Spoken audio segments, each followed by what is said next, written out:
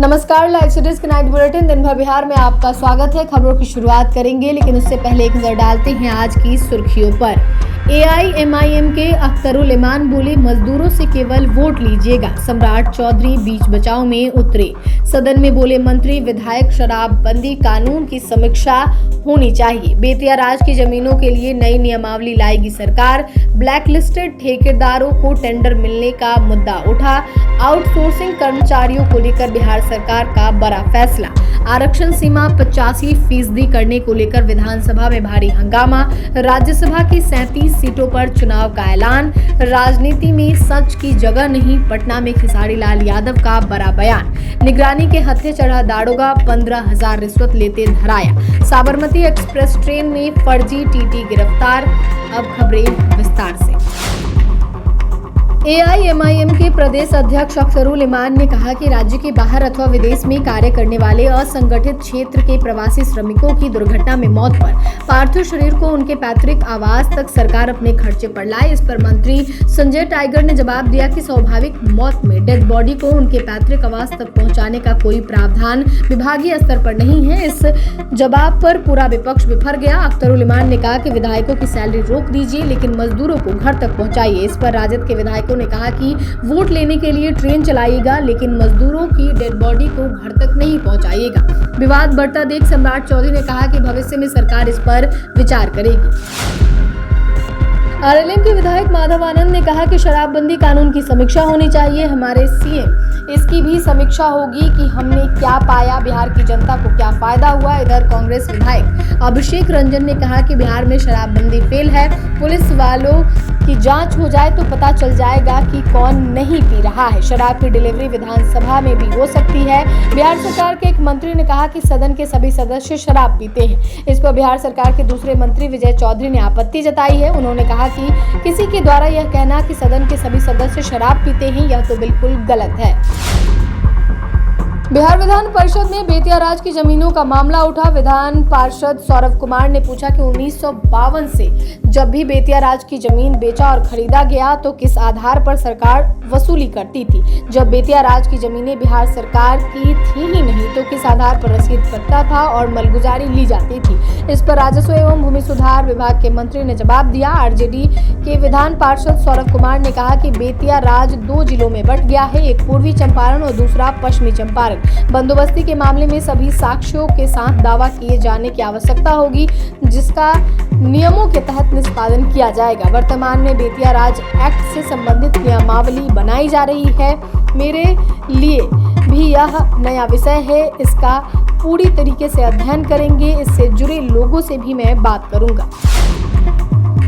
नालंदा के अस्थावा विधानसभा क्षेत्र से विधायक जितेंद्र कुमार ने ग्रामीण कार्य विभाग में कथित गड़बड़ी का गंभीर मुद्दा उठाते हुए सरकार से जवाब मांगा है। उन्होंने सदन में सवाल किया कि जब किसी ठेकेदार को विभाग द्वारा ब्लैकलिस्टेड किया जा चुका है तो उसे फिर से टेंडर कैसे दे दिया गया। उन्होंने आरोप लगाया कि ब्लैकलिस्टेड ठेकेदारों को दोबारा काम दिए जाने से सरकारी योजनाओं की गुणवत्ता पर भी असर पड़ रहा है और इससे भ्रष्टाचार को बढ़ावा मिलने की आशंका है। उन्होंने सरकार से इस पूरे मामले की जांच कराने और दोषियों पर सख्त कार्रवाई करने की मांग की। विभागीय मंत्री अशोक चौधरी ने कहा कि यदि यह साबित होता है कि किसी ब्लैकलिस्टेड ठेकेदार को काम दिया गया है तो संबंधित इंजीनियर के खिलाफ कड़ी कार्रवाई की जाएगी।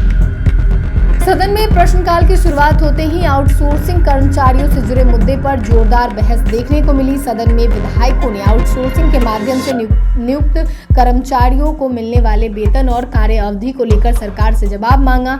इस मुद्दे पर सवाल उठाते हुए सदस्यों ने कहा कि सचिवालय और जिलों में कार्यरत आउटसोर्सिंग कर्मचारियों के साथ अलग अलग नियम लागू किया जा रहा है। विधायकों ने सरकार से पूछा कि इस असमानता को लेकर सरकार की क्या नीति है। संबंधित मंत्री ने कहा कि सरकार आउटसोर्सिंग कर्मचारियों के हितों में प्रति संवेदनशील है। मंत्री ने कहा कि यदि किसी स्तर पर इस व्यवस्था का सही तरीके से पालन नहीं किया जा रहा है या कर्मचारियों को उनके अधिकारों से वंचित किया जा रहा है तो इसकी जांच करवाई जाएगी और आवश्यकता अनुसार सुधारात्मक कदम उठाए जाएंगे।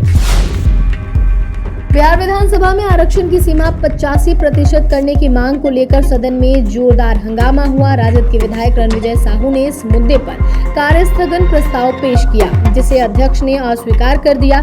साहू ने कहा कि बिहार में जब महागठबंधन की सरकार थी तब जाति सर्वे रिपोर्ट आया था। इसके बाद दोनों सदन में आरक्षण को बढ़ाकर 60% करने की बात कही गई थी, लेकिन केंद्र सरकार ने इसे 9वीं अनुसूची में शामिल नहीं किया, जिस कारण आज तक यह लंबित है। वहीं कार्यस्थगन प्रस्ताव खारिज होने के बाद विपक्षी विधायक आक्रोशित हो गए और वेल में पहुंचकर नारेबाजी करने लगे। राजद और कांग्रेस के विधायकों ने आरक्षण विरोधी सरकार हाय हाय और आरक्षण विरोधी सरकार मुर्दाबाद के नारे लगाए। स्थिति बिगड़ती देख विपक्ष ने सदन से वॉकआउट कर दिया।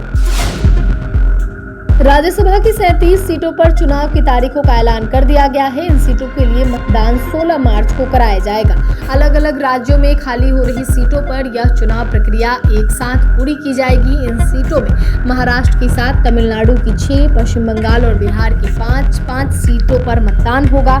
इसके अलावा ओडिशा की 4, असम में 3, छत्तीसगढ़ और हरियाणा में 2 सीटों पर चुनाव होंगे। वहीं हिमाचल प्रदेश में 1 और तेलंगाना में 2 सीट पर वोट डाले जाएंगे। इन राज्यों के कई वरिष्ठ नेताओं का कार्यकाल 2 अप्रैल को समाप्त हो रहा है, जिनमें से शरद पवार, रामदास अठावले, कोनिमोझी, तिरुचि सिवा और राज्यसभा के उपसभापति हरिवंश शामिल हैं। पटना पहुंचे खेसारी लाल यादव ने राजनीति में आने की संभावनाओं को सिरे से खारिज करते हुए कहा कि वो एक कलाकार हैं और कलाकार ही रहना चाहते हैं। उन्होंने चुटकी लेते हुए कहा कि राजनीति में झूठ बोलना पड़ता है, इसलिए वे फिलहाल इस क्षेत्र से दूर रहना पसंद करेंगे। पवन सिंह के गानों की लोकप्रियता पर कहा कि वैभव सूर्यवंशी या किसी और ने अगर पवन सिंह का गाना बजवाया है तो यह गौरव की बात है, आखिर बज तो भोजपुरी ही रहा है। इस दौरान उन्होंने आत्मविश्वास के साथ कहा कि उनका गाना धरती पर बज रहा है, लेकिन मेरा तो चांद पर बज रहा है। उन्होंने सरकार से अपील की कि बेटियों की सुरक्षा के लिए ठोस कदम उठाए जाने चाहिए। मुजफ्फरपुर में निगरानी विभाग की टीम ने भ्रष्टाचार के खिलाफ बड़ी कार्रवाई करते हुए एक दारोगा को 15,000 रुपए रिश्वत लेते रंगे हाथों गिरफ्तार किया। सदर थाना में पदस्थापित दारोगा भास्कर को घूस लेते रंगे हाथों गिरफ्तार किया गया। यह कार्रवाई पटना से आई निगरानी विभाग की टीम ने की। जानकारी के अनुसार दारोगा भास्कर पर एक केस में कार्रवाई करने के एवज में रिश्वत मांगने का आरोप था। पीड़ित ने इसकी शिकायत पटना में निगरानी से की थी। जांच में आरोप सही पाए जाने के बाद निगरानी की टीम पटना से मुजफ्फरपुर पहुंची और घूसखोर दारोगा को पकड़ने के लिए जाल बिछाया। जैसे ही आरोपी दारोगा रिश्वत के 15,000 रुपए ले रहा था, निगरानी की टीम ने धावा बोल दिया। दरभंगा से अहमदाबाद जा रही साबरमती एक्सप्रेस में चेक इन के दौरान एक फर्जी टीटी को गिरफ्तार किया गया। आरोपी खुद को टिकट परीक्षक बताकर यात्रियों से अवैध वसूली कर रहा था। सतर्कता दिखाते हुए रेलवे अधिकारियों ने उसे पकड़ लिया और बाद में जीआरपी समस्तीपुर को सौंप दिया।